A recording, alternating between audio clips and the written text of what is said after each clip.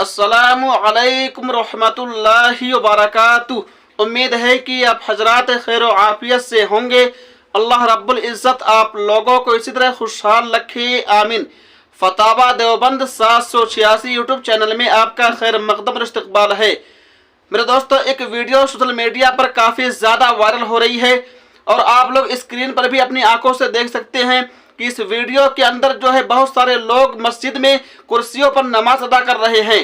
तो एक साहब ने सवाल किया है कि अगर कोई शख्स कुर्सी पर नमाज अदा करता है तो उसकी नमाज हो जाएगी या नहीं। इस बारे में दारुल उलूम देवबंद का फतवा क्या कहता है, आइए बगैर किसी तमहीद व ताखीर के जान लेते हैं और सुन लेते हैं। सवाल, क्या कुर्सी पर बैठकर नमाज पढ़ना सही है? इस तरह नमाज पढ़ना कब कब जायज़ है? क्या इस तरह नमाज पढ़ने वाला शख्स जमात में शरीक हो सकता है? जवाब, बिस्मिल्लाहिर्रहमानिर्रहीम। नंबर 1, जो शख्स क़याम पर कादिर नहीं लेकिन किसी भी हयत मसलन तशहुद, तवर्रुक यानी औरत का तशहुद में बैठने का तरीका आलती पालती मारकर रुकू व सजदे के साथ नमाज अदा कर सकता है, तो उसको ज़मीन पर बैठकर रुकू व सजदा के साथ नमाज अदा करना ज़रूरी है।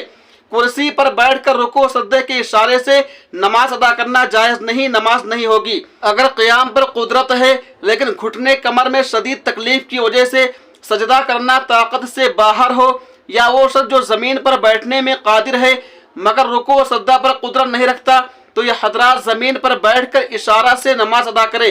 कुर्सियों का इस्तेमाल कराहत से खाली नहीं। अलबत्ता अगर ज़मीन पर किसी भी हयत में बैठना मुतासर हो तब कुर्सी पर नमाज अदा की जा सकती है। नंबर 2, जी हाँ, ऐसा शख्स जमात में शामिल हो सकता है।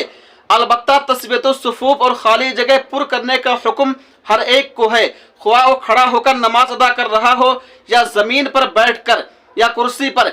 अगर कुर्सी पर नमाज अदा करने वाले को ये उम्मीद हो कि जमात शुरू होने से कब्ल सब पुर हो जाएगी, तो उसके लिए बेहतर यह है कि किनारे नमाज अदा करे। वल्लाहु ताला आलम। दारुल इफ्ता दारुल उलूम देवबंद।